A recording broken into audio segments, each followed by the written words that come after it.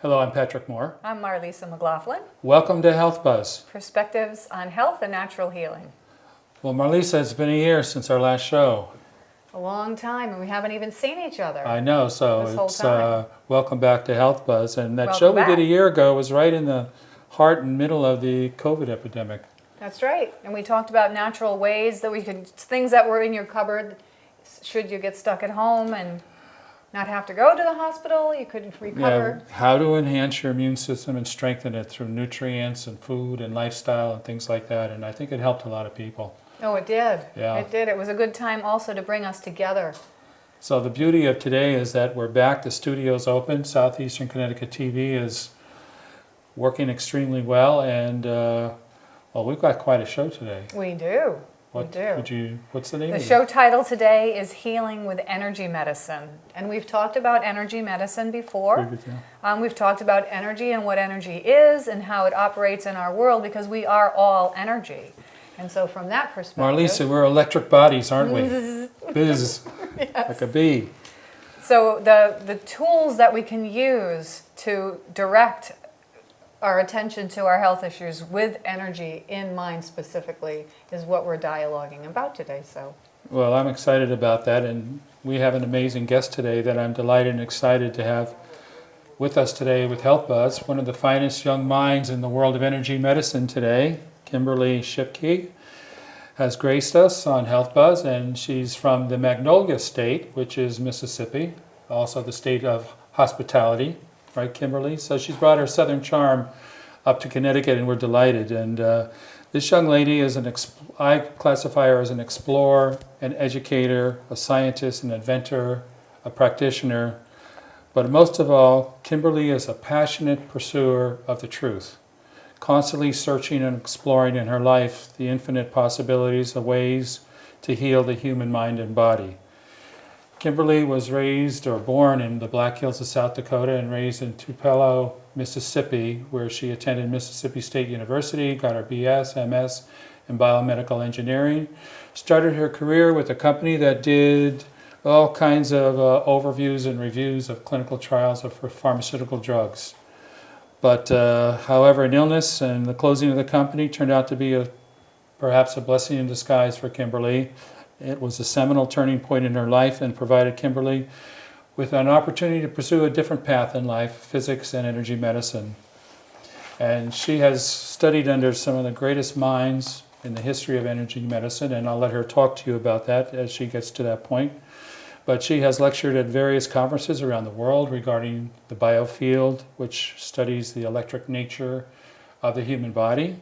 Written many insightful articles about her experiences around the world, visiting integrative clinics and conferences around the world. And presently, she is the International Resource Coordinator for the Foundation for Alternative and Integrative Medicine, better known as FAME. She is the International Class Coordinator and Research Director for the Biofield Tuning Institute.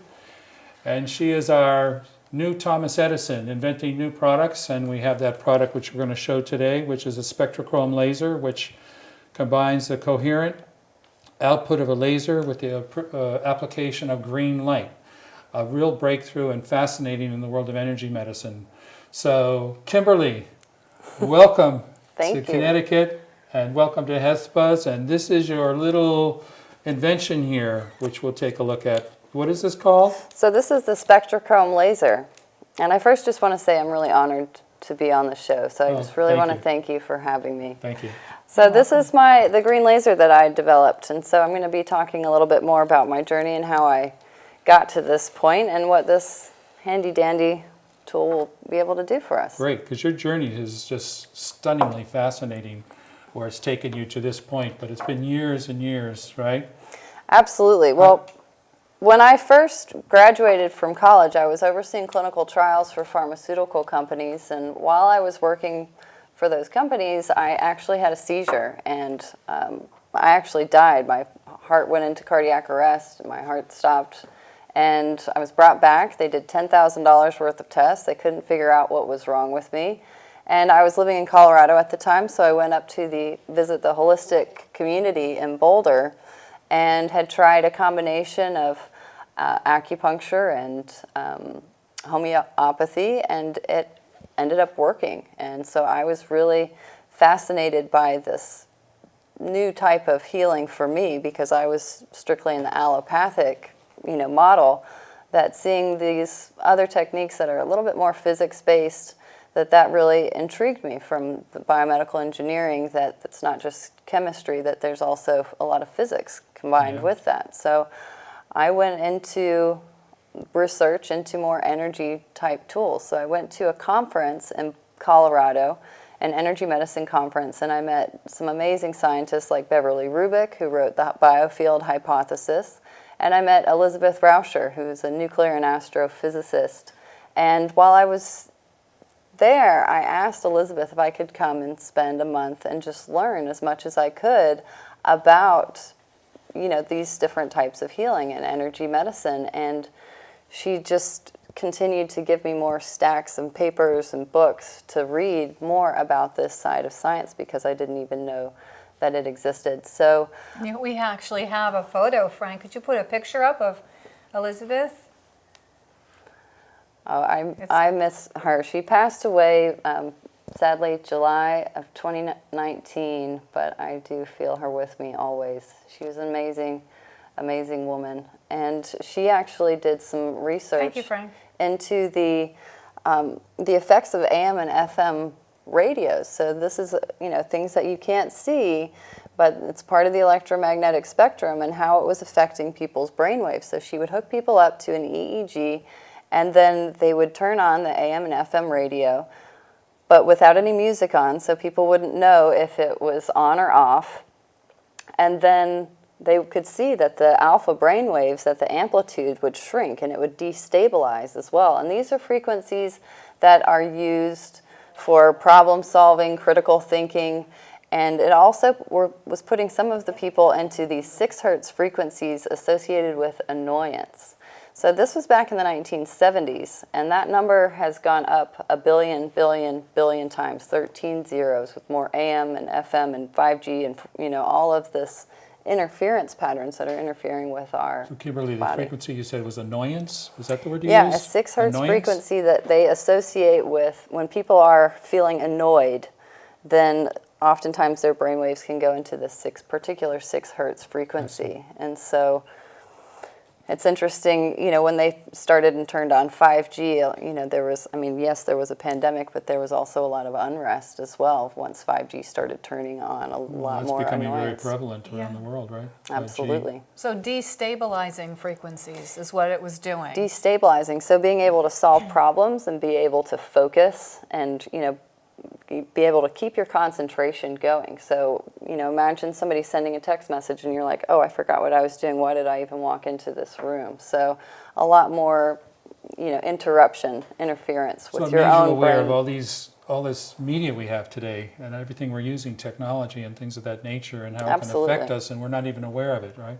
Absolutely. So she really opened my eyes to, parts of the spectrum that are, that we can't see, that our brain waves, they travel out, but then there's also things that can, interfere. And, our skulls, the bone, they're piezoelectric. And so, our whole bodies are electric, as you guys were just mentioning earlier. We're an electromagnetic being, and so we can be affected by our environment, whether somebody turns some music on, that's going to change our entire being. Or is there somebody jackhammering outside? That's also going to affect us just with sound. And even sounds we can't hear, that low sound can also be affecting us, and we have now ways to measure these things. So it's not just invisible, and we're not hypothesizing.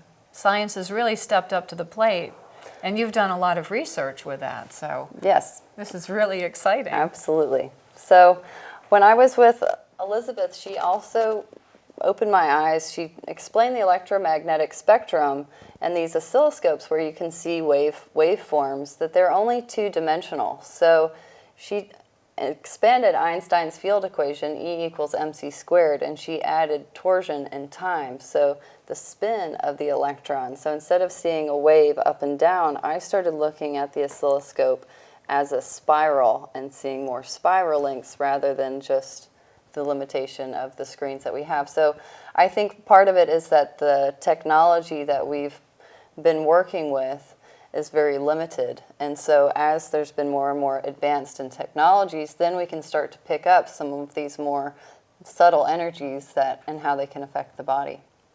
And she introduced you to Stephen Ross, right? If I'm Yes, so we remembering took correctly? a field trip up to Sedona, and we were able to meet Steve Ross at the World Research Foundation, and he has an incredible library with ancient scrolls and an incredible set of books from all over the world, from the 1600s and 1800s. And while we were there, he gave me 2 books. He gave me Spectrochrometry Encyclopedia by Dinsha Gadiali. He was a Zoroastrian who was using light to heal the body.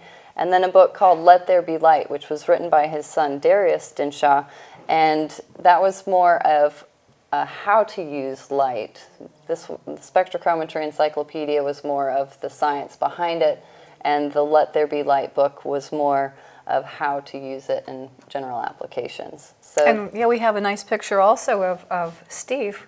There he is. oh, he's the librarian. There is a TV show called The Librarian, and I feel like he is the real life version of that TV show where he's got, incredible documents with Royal Raymond Rife's, handwritten notes. And Royal Raymond Rife also used frequencies to be able to destroy different types of bacteria and viruses, which I think is appropriate.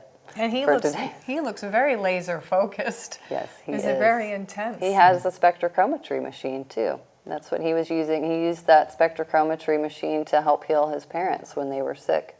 Wow. So it's one of the, when people come to the World Research Foundation Library, Frank. he mentions spectrochrometry as what he uses to, what he tells people is, there's only upside and no downside to this to this treatment method, spectrochrometry.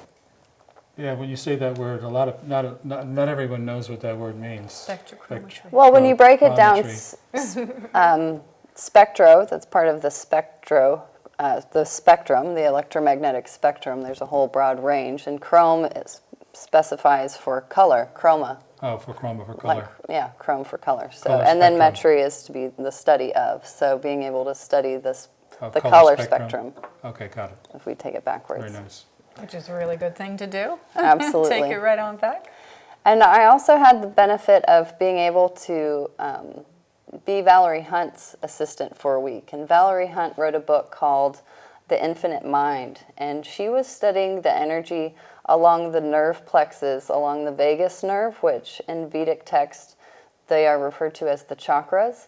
So she was measuring microvoltage. So a lot of EKG, EEG, those are all millivoltage, but her device was measuring microvoltage, so out to 6 decimal places, which a lot of people would say that's the noise, but as scientists, that's where the information is. Especially if you're studying subtle energy, that's what you want to be able to see. And we have an image also, Frank, of Valerie. Yes, And that was a Kimberly. mind-blowing week with Valerie Hunt at her house in Malibu. She was absolutely amazing. Thanks, Frank. So after staying with Valerie, I started looking more into the biofield, and one of the technologies that I consider as a biofield tool, and Beverly Rubik had mentioned it before as well, so it kind of turned a light bulb on, was medical thermal imaging, being able to see the infrared spectrum, which is the heat that the body gives off. We have the like a human atmosphere, just like the Earth has an atmosphere, and the Earth also has a thermosphere. So the human body has a thermosphere, and you can see where there's a lot of heat or inflammation. For example, if somebody had a dental infection, you could see all of this heat, that their body's using all of this energy to be able to work and try to take care of this infection in their tooth. So if they go to the dentist and they get that worked on, then their body can use that energy somewhere else. And it doesn't have to keep consuming all of this energy trying to fix this tooth.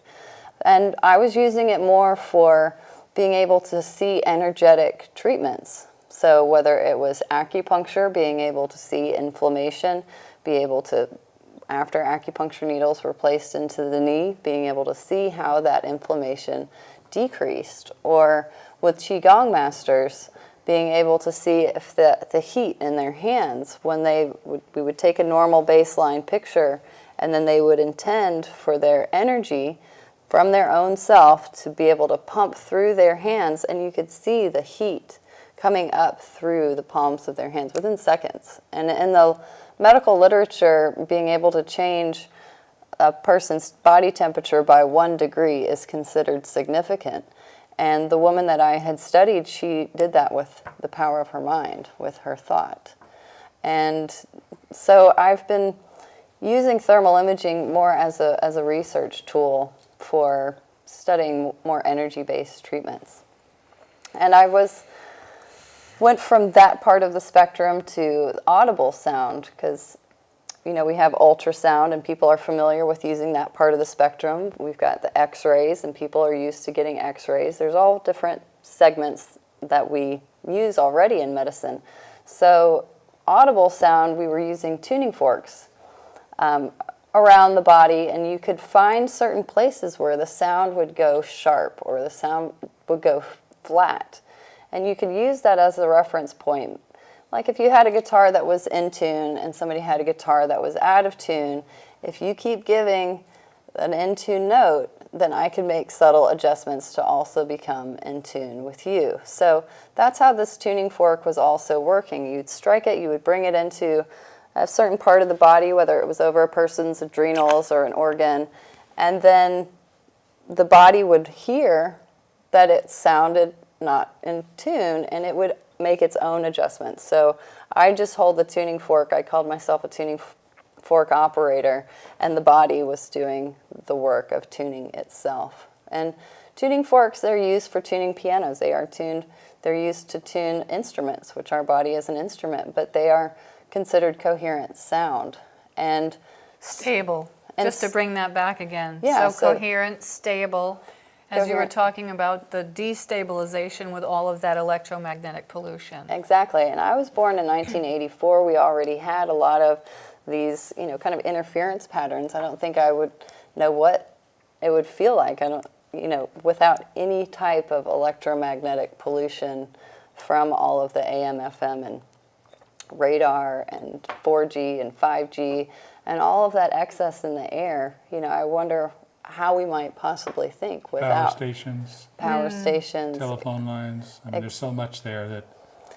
Exactly. There was a little girl who was sitting underneath the internet modem at her school, and she started seeing double on her paper, and she eventually passed out. And then they started looking more into this, and then they asked, well, where's the internet server? And it was right over the top of her head. So she had to leave. She actually left school because that was creating such an interference pattern on such a young mind. She had to stop doing it. I know they sell all kinds of products that try to block out that interference for your phones, for your TVs or PCs. What is that all? Do you know about that? Well, I've heard a lot about different techniques. The one that I've been most impressed with was Biogeometry by Dr. Ibram Karim, where he was putting particular geometric symbols. And there was a town called Hamburg, and they put it in the church steeple, like of all places where you would want to broadcast. That's where they were broadcasting these interference patterns. And the birds and the bats stopped migrating to that area, and a lot of the residents had to be put on sleep medication. They started to have to prescribe more sleep medication because they couldn't sleep, and there was a lot more brain activity. So they put these symbols onto the tower, so they didn't have to take it down, and so they kind of harmonized it somehow with these symbols, and the birds and the bats came back, which, I couldn't imagine waking up and not being able to hear the songs of birds, or having bats to be able to eat mosquitoes, because I think that's It reminds me of the tsunami in Thailand. A lot of the animals seem to know it beforehand. They could pick up frequencies of something coming. Absolutely. And they all moved inland where the humans could not. Does that make sense? Oh, absolutely. Yeah. And there's magnetite in our brains. The lining of our brain has magnetite in it. And magnetite is? And magnetite's a particular mineral that is magnetic. And so it would respond to an electromagnetic field, which is what all of these different frequencies are part of that electromagnetic spectrum. And our pineal gland has several particles of magnetite in there as well. And that's kind of like your compass of pointing you in the right That's a direction. pineal, you said? The pineal gland. Exactly. Yeah. It has magnetite as well. So that a lot of our brain, and that's also birds, that's how they know how to migrate to where they're going, is using the lining of their brain and the magnetic field lines, telluric currents. There's a lot of electromagnetic fields running across the whole planet. So I don't know if you've heard of ley lines or dragon lines. They call them song lines in South Africa. So it all kind of depends on what area you're in. But there's a lot of changes in the electromagnetics around the world. If you think about the minerals that are in the ground and what field they give off. Absolutely. And you've got a North Pole and a South Pole. It's a whole The magnet moon, in the itself. tides, everything. Everything. It all plays a role. And because I think that it's not in our everyday dialogue, and people really are not talking about that, it's so subtle that there's not enough. I don't know. There's so much skepticism. People are really just introducing, energy medicine. There's always maybe a step back, I feel more often than not, with people who haven't been exposed to this. Yes. And when you hear about the science and you think about what Kimberly's talking about here, with even what we're composed of on a physical nature, not just the energy part of it, which is all energy, I know, but when we get down to the nitty-gritty, when we have actually composite in our bodies, how can you even begin to argue or hold that wall of skepticism, to not open your mind up to say, well, gosh, if I just can use what's natural first Yeah. and go with that, it's bound to have, well, you've already, given Once us again, case it's the body studies. electric. Now, in the interest of time, I want Yes. to make sure we talk about Yes, beautiful. you are the inventor. And what is this thing? It looks a little like a flashlight, but it's not. It's not. It's actual laser. So the coherent output of the laser is what I was using tuning forks, and which is coherent sound.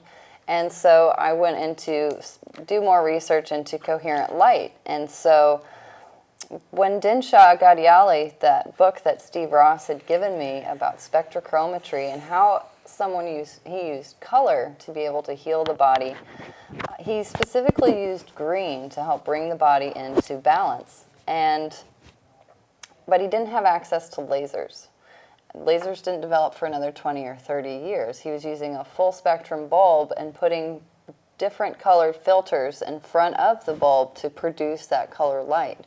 And so I, as physics trumps chemistry, I thought, let's use the coherent output of a laser and use that green middle of the spectrum. The stabilizing output, bringing it back, and also coherent. Yeah. And when he was putting the colors on, was that just a regular flashlight? Because we have an image. Frank, could you put the flashlight and laser image up to show the difference between what? There you go, the coherent. Yeah, versus incoherent. Yeah, so he was using the more incoherent. It was more diffuse compared to the coherent output of a laser. So, thanks, Frank. So what he did was every time he used green, first session, whenever anybody would come in, he would always shine green over the entire body, because the green acted like an adaptogen. So if anything was overactive, the green would bring it back down to neutral. If it was underactive, it would help stimulate the body to bring it more up into a more neutral expression. So sometimes just using green over the entire body would help bring them back into balance. And there were no contraindications for green, which is another reason why I chose green. There were certain instances, if somebody was already overly stimulated, you wouldn't want to use that red, orange, yellow, those really initiating colors, really activating colors. And after last year, I don't think anybody needs more stimulation after all of the input that we had last year, for sure. So, Kimberly, could you give me an example of how I would be using this? So you can place it here. And the applications. That's what I like. Yeah, absolutely. So you can place it on your chest. That's one that I like to do, is to just bring it here to my chest. It can touch the You chest. can actually touch your We have body another image, Frank. really anywhere, but I like to hold it here because it's kind of the middle of your being, and it can really help bring you back into more neutral expression. But you can also shine it on the palm of your hand. So I don't know if you're familiar with reflexology, that the whole body, people can stimulate your stomach or your large intestine depending on different points on the body, or your brain on your fingertips. So you can shine it slowly over your hand, and what you might find is that there's certain points where it'll start to tingle. And so if your body starts to tingle over, which is kind of an electrical response, basically, it's your body is responding to this electromagnetic stimulation, and it's having an electrical response. So you can just stay there and hang out over that spot. You can really feel it. You can also do that over your ear, because it's the same thing. Your whole body is expressed in your ear, so you can use that here. I've had somebody who was really dizzy, and they were asking me, well, how could I use this laser to help with my dizziness? And I suggested he shine it onto his ear, and he called me back 2 weeks later, and he said, wow, Kimberly, less than 10 minutes of shining that on my ear and my dizziness goes away. I've also had people, anything that doesn't look, as normal or as neutral. I've had somebody who used it on, they had some warts, some skin issues, and in 3 days, the warts began to shrink, and he said they fell off in a week. It's also, and how often was the application? He was using it every day. For how long? For a week, and they. No, but during each session. Oh, I'm sorry. So he said he used it for about 10 minutes. 10 to 20 minutes. Would you say is there a maximum amount of time? Well, in spectrochrometry, he would only shine the light for an hour. So once you get past that, there's like a saturation point where you can, if you have a glass of water that's full and you just keep pouring water, it's just going to spill out. So past an hour, I wouldn't use this. But people have been able to have, results in less than 10 minutes. If somebody who had you've had poison good results ivy, with emotional trauma, things of that nature. That's how I first started using this. I'd watched my dad have an accident, and every time I closed my eyes, I kept seeing it over and over again. And so I took the green laser and I shined it on my heart, and obviously when I closed my eyes, it would replay. And what I found out is afterwards, that green laser, if you think about emotions, and especially those kinds of trauma, as an electromagnetic event, your whole body is responding to this emotion or this past memory that happened. And the green laser is always trying to bring you back to neutral. So I've used it, and so then I was able to close my eyes, and I didn't keep replaying into the past. So I use this and kind of go back in time if there's anything in particular that keeps kind of playing on my mind. Also in meditation, if you're laying there in meditation, sometimes your mind will go off to the past or into the future. Mm-hmm. And so instead of being present in the now. So sometimes I'll just lay it on the pillow over the top of my head and then see where my mind goes. And if it keeps going to some place in the past, well, that could be because I've got a charged emotion with that memory. Or if I'm worried about something and my imagination is running hold of something that's going to happen into the future, then it'll also help neutralize that. So Kimberly, this is an amazing breakthrough product, and thank goodness for all that journey you've been on to come to this point in your life and bring this beautiful product to help balance our energy and harmony in our body. And this is made in America.